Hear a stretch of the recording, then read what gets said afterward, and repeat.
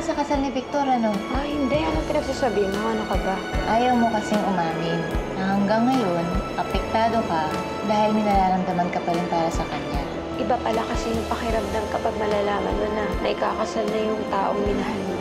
I am sure he will invest. Mukhang sigurado ka. Well, let's just say na hindi na lang si Victor ang hawak ko ngayon, kundi pati na rin ang nanay niya. Sana naniwala ka na malinis ang intensyon ko sa'yo. Oo naman, Dex. Masaya ako. Nakakilala ako ng taong katulad mo. Talaga? Oo. Bakit hanggang ngayon, Victor, sinasaktan mo pa rin ako? Bakit hindi pa rin ako makawala sa alaala mo? Dolores? Victor.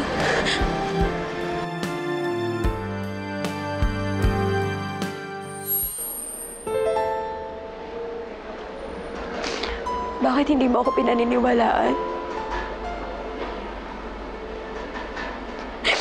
Ano sabi mo? Yun nangyari kay Chito.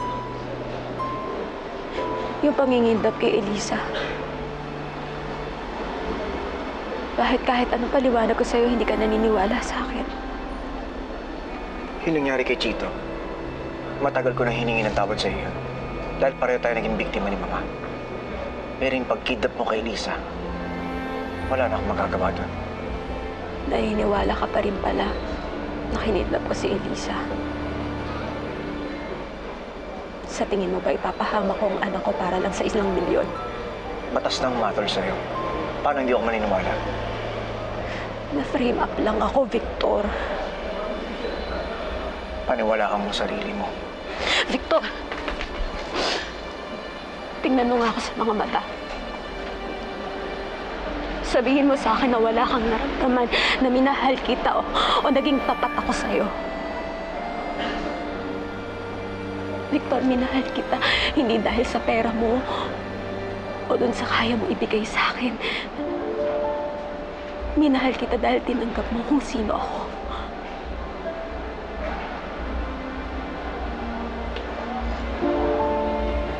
Victor, ba't tayo nagkaganito? Masaya naman tayo dati. Pangarap natin magkaroon ng pamilya. Pero bakit tayo nauwi sa ganito? Huwag na natin balikan na nakaraan. Nangyari na mga dapat mangyari. Masaya na ako ngayon. Ikakasal ako kay Isel. At ikaw may boyfriend ka na. Boyfriend? Sinong boyfriend? Si Rex. Pinuntahan niya ako kapon sa opisina at sinabi niya binabakuran ka niya. Hindi ko boyfriend si Rex. Kaibigan ko lang siya. Dolores, tama na. Matagal na tayong tapos. Kaya hindi mo na siya kailangang itanggi sa akin. Makontento tayo sa mga taong nagmamahal sa atin.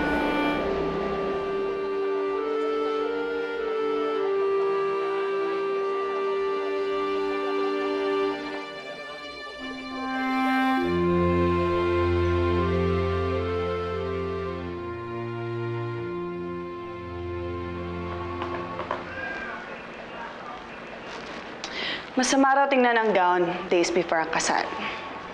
Hindi raw natutuloy. Do you honestly believe that crap, Odette? Concerned lang naman ako sa'yo. Ikaw rin. Baka mabulilyasa ang wedding mo pag hindi ka naniwala sa same na yun. Baka umuwi kang luhaan sa araw ng kasal mo. Para sabihin ko sa'yo, ha? Lahat ng posibilidad na maaaring hindi matuloy ang kasal ko, naisip ko na. At may solusyon na ako sa lahat ng ito. Talagang pinag-aksayahan mo ng panahon yun? Of course. Down to the nitty-gritty.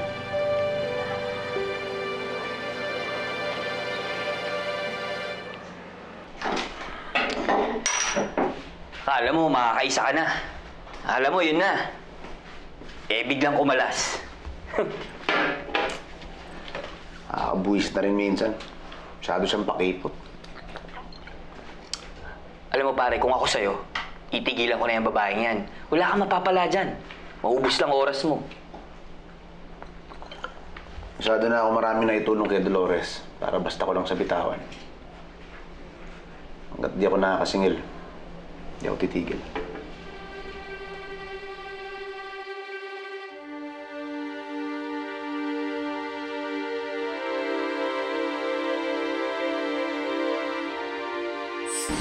Ano ibig sabihin yan? Saan mo nakakuha to? Hindi na importante kung saan ko nakuha yan. Ano? Ha? Nagkikita pa kayo ng ex mo? Ano, tinututay mo ba kami? Ha? Jay, ano na makaawa ko sa'yo? Huwag mo kang iiwan ng anak ko.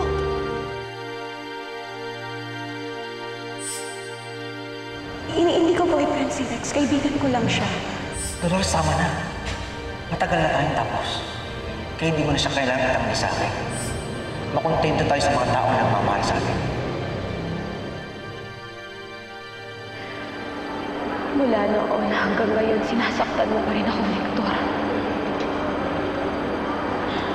Bakit mo kailangan gawin to sa akin? Napapagod na ako. Ang sakit-sakit.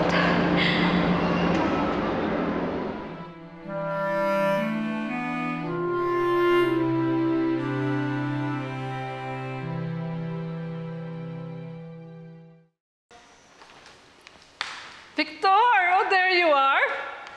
Guess what? My friends are all excited about your wedding tomorrow. Hindi ko naman kayang ipakidnap si Elisa.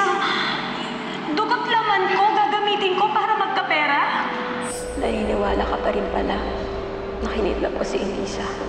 Sa tingin mo ba ipapahama ko ang anak ko para lang sa 1 milyon? Batas ng matter sa'yo. Paano hindi ako maniniwala? Na-frame up lang ako, Victor. Excuse. Aalis ka? Pupuntahan lang ako sandali, ma. Saan? Basta!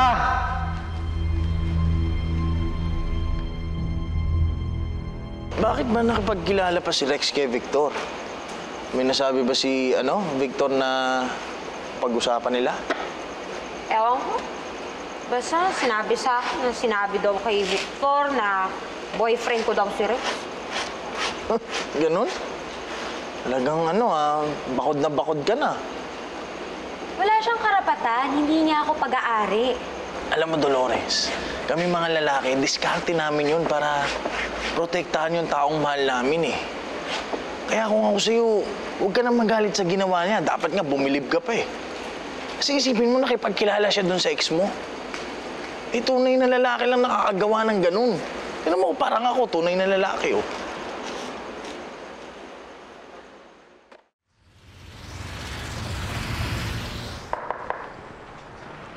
Sir. Sir, bigla niyo po kami pinatawag. Good afternoon, sir. Basit. Actually, may tatanong sana ako sa inyo. Ano po yun, sir? Sir, pwede ko ba ulit pabuksan yung kidnapping case ng anak ko? Matagal na sarado yung kaso, sir. Gusto ko kasi malaman kung si Dolores ba talaga yung mastermind sa pag-kidnap sa anak ko.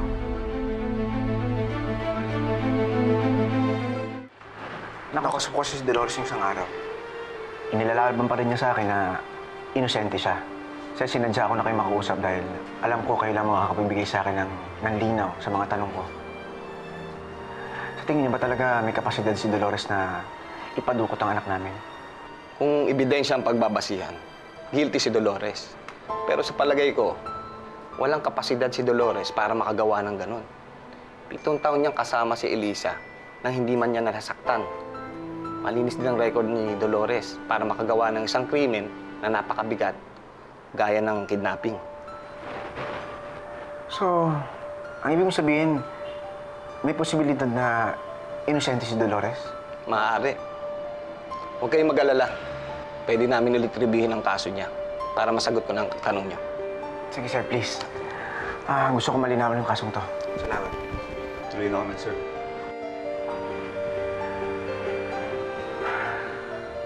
Bukas, magiging ganap na gwiso na ako. Magiging magka-apelido na tayo. RG, happy, Elisa?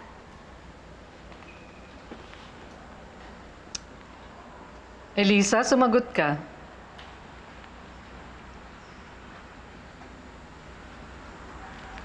Opo, masaya po ako. Very good. Nag-usap na kami ni Elisa nung isang araw. Nag-promise siya sa akin na mula ngayon, ikaw na ang papakilala niyang mami sa ibang tao. Di ba, Elisa? Dapat lang naman, Elisa, dahil ikakasal na kami ng daddy mo. Talagang mommy Izel mo na ako. At magiging one big happy family na tayo.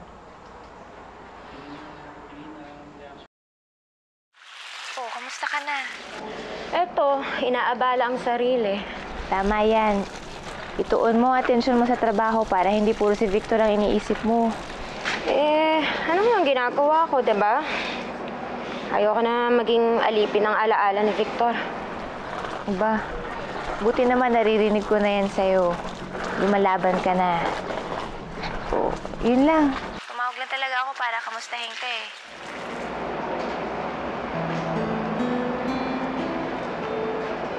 Masyado man akong nasaktan, Victor. Oras na para kalimutan kita.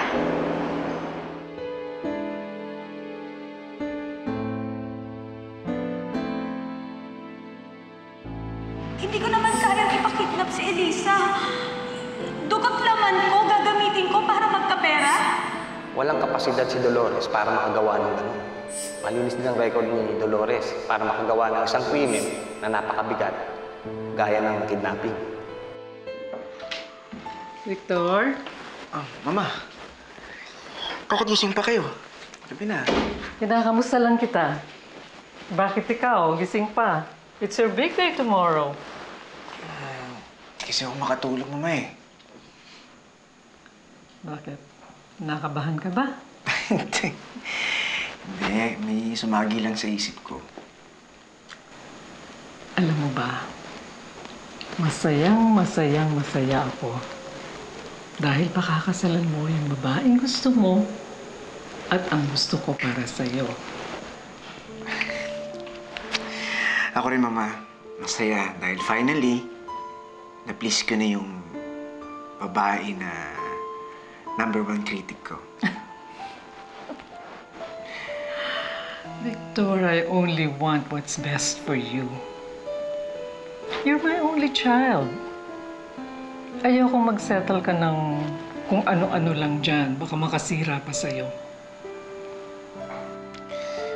Thank you, Mama. Okay, tulog ka na. Kayo rin, Mama. Pahinga ka na. Pahinga na kayo dahil maaga pa tayo bukas. Okay. Good night. Good night, I Mama. love you. I love you. Sleep tight.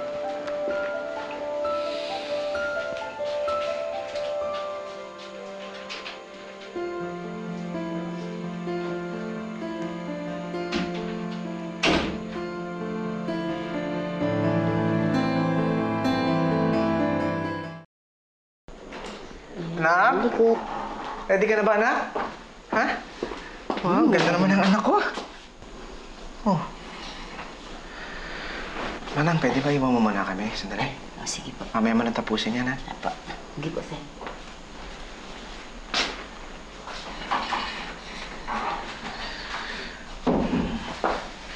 Anak! Okay ka lang ba? Ba't para malungkot ka? Tay, magagalit po ba kayo kapag sinabi kong malungkot ako? Bakit? Saan ka ba malungkot? Kasi po, kasi na kayo ni Mami Zilly. Oh, hindi ba dati gusto mo na ikisal kami ng Mami Izel mo? Tapos naman yun, ba't parang nababagong isip mo? Naalala ko lang po si Inay. Bakit ba naalala mo na lagi inay mo lately, nak? Namimiss ko na po siya. Sana po kayo na lang pong ikasal. Anak, nangyari na ang mga dapat mangyari. Hindi kami kinasal ng inay mo. Siguro dahil may rason. Kaya dapat tanggapin na lang natin yon. Anak, ngayon pa ba natin iisipin niya kung kailan malapit na ang kasal ng tatay? Sorry po. Di ba dapat masaya ka? Ganda-ganda mo pa naman. Anak, mag-ready ka na ulit ha. Papasukin ka na ulit si Yaya. Para tapusin na yung napakagandang anak ko. Smell mo? Love you na. Manang! Dali lang ha. Manang!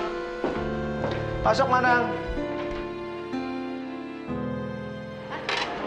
Grabe, ngayon pala yung kasal ni Izel at Victor, ano? Nandito sa FB yung mga litratong. Ganda ng kasal nila.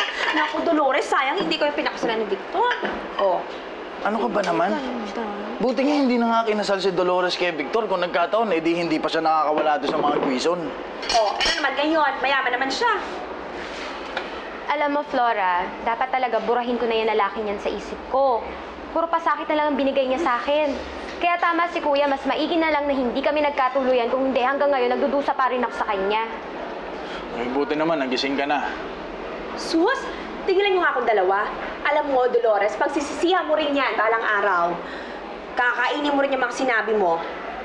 Tingnan mo nga, tingnan mo kasi, Cardo, oh. Oh, diba? Ganda-ganda. Kasal pa lang yan, ha? Kasal pa lang yan. O, paano pa nga rin? Bahay, bagong kotse.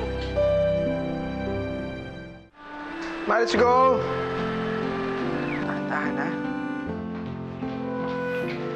Oh, anak. You're so beautiful, anak. Mama. You're so lovely. And you're so handsome, son. Thank you, Mama. Napakaswerte ni Izel. Ay, ikaw mapapangasawa niya. Oo, Mama. Ako ang swerte kay Zen.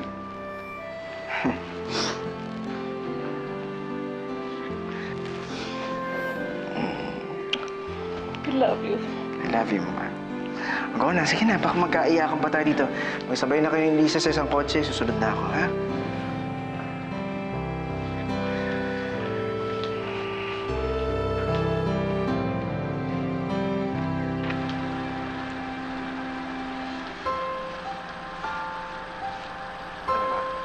Likod. Salamat. Okay ba, di ba masyado malubog? Tama na. Kaya na, tulog na.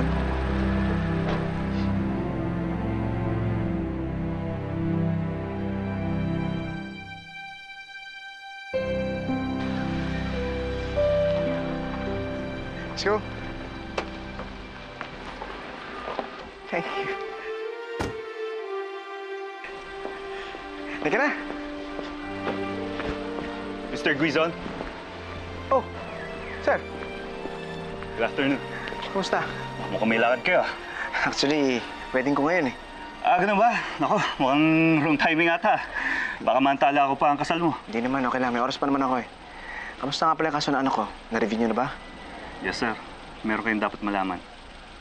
Ano yun? Pinag-aralan namin muli kung may kinalaman si Dolores sa panginginap kay Elisa. Lumalabas na malaking posibilidad na inosente siya. Ano ibig sabihin? Na inosente si Dolores sa pangingidap sa anak ko? Oo, dahil pinaimbestigahan ko si Rodi Santos. Nalaman ko na wala silang ugnayan ni Dolores, maliban sa naging magkaklase sila noon. Di wala nga silang palitan ng text eh. Nagkataon lang na nagkausap sila nung araw nang nawala yung anak ninyo. Eh, bakit lumulutang yung pangalan ni Dolores? Ayan ang iniimbestigahan namin ngayon. Kung may frame up ito.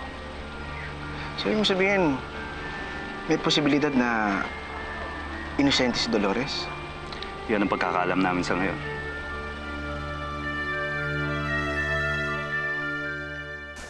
Bakit pa masyado ka naapektuhan sa sinabi ng investigador na yun? Paano kung hindi nagsisinungaling si Dolores? Paano kung hindi nga talaga sila ni Rex? O tapos ano? Paano kung hindi nga sila ni Rex? Anong gagawin mo? Babalikan mo siya? Ganun ba? Pare, ayusin mo nga yung sarili mo. Ikakasal na kayo ni Izel. Kaya hindi na dapat ibang babaeng niisip mo. Lalong-lalong hindi dapat si Dolores. O sige na. Papunta na ako doon eh. Kita na lang tayo. Sige, pare.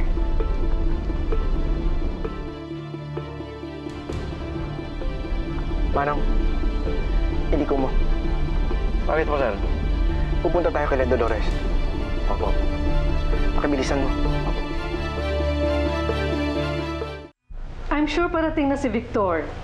So don't worry, Izel. Kasunod namin siya kanina eh. Ma'am Claudia, kanina ko pa siya tinatawagan. Hindi siya sumasagot. Tapos ngayon, hindi ko na siya makontak. Nasaan na si Victor? Tita, baka umurong na sa kasal namin si Victor.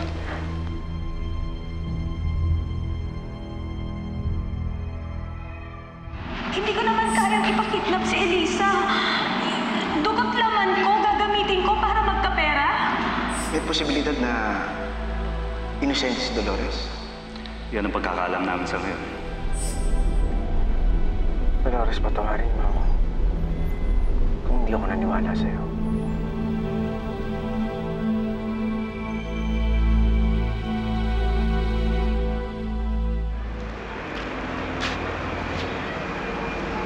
Dolores,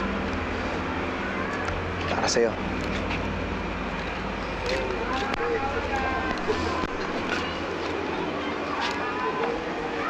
Dolores? Galit ka ba? Bakit mo pinuntahan si Victor nung isang araw? Anong pinuntahan? Huwag ka nang magkaila. Pinuntahan mo siya at sinabi mo sa kanya na boyfriend kita. Bakit mo sinabi na tayo? Bakit hindi ba? Naghalikan na tayo, di ba? Rex, nabigla ako doon. Alam mo yun. Ibig mo sabihin yung lagi nating pagsasama, yung kabaitan mo, baliwala sa'yo yan?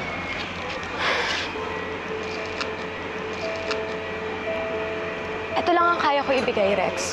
Magkaibigan lang tayo.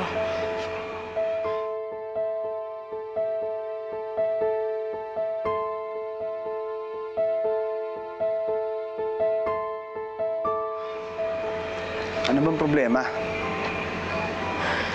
Lahat naman ginawa ko na para sa'yo, di ba? Para na akong asong ulol kakasunod eh. Ba't di mo ko kayang mahalin? Dahil hindi ko pa kaya. Di mo kaya umaasa kay Victor.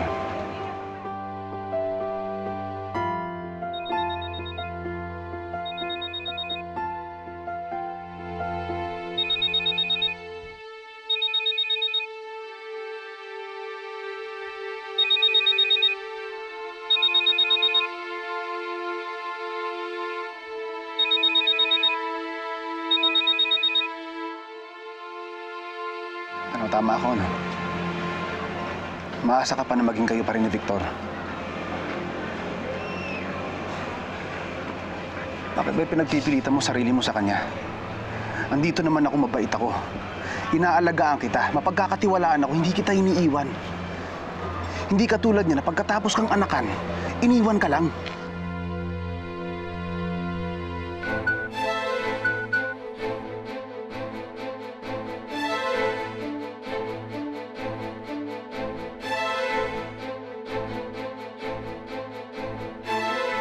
Sana tama itong ginagawa ko, Diyos ko.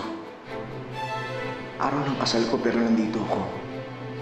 Umaasa na sana may tsansa pa kami ni Dolores.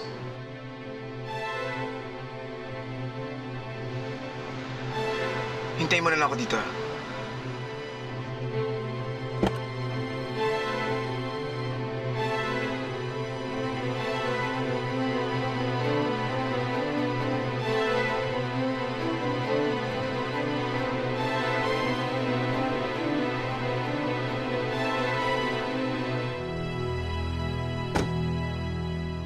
Totoo naman, di ba? Inisahan ka lang niya. Tapos ngayong malaki na yung anak niyo, aagawin niya sa'yo. Tama na! Huwag ka nang umasa kay Victor. Huwag ka nang umasa na mabubuo pa pamilya niyo. Dolores, ikakasal na siya. Kinalimutan ka na niya, kaya sana kalimutan mo na rin siya.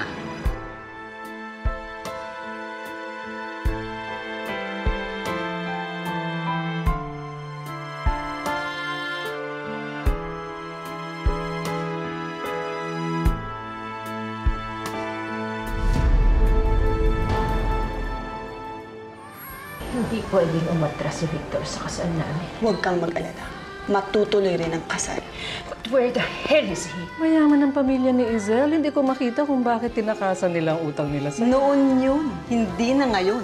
Lubog ang business nila sa utang. Dolores! Wala si Dolores dyan. Nasaan kaya siya? Hayaan ko sana siya magsine. Kung makasingit ka sa date niya. Sinong date? Sino pa? Si Elisa. Elisa! Sandali po. May ID po ba kayo? Wala po eh.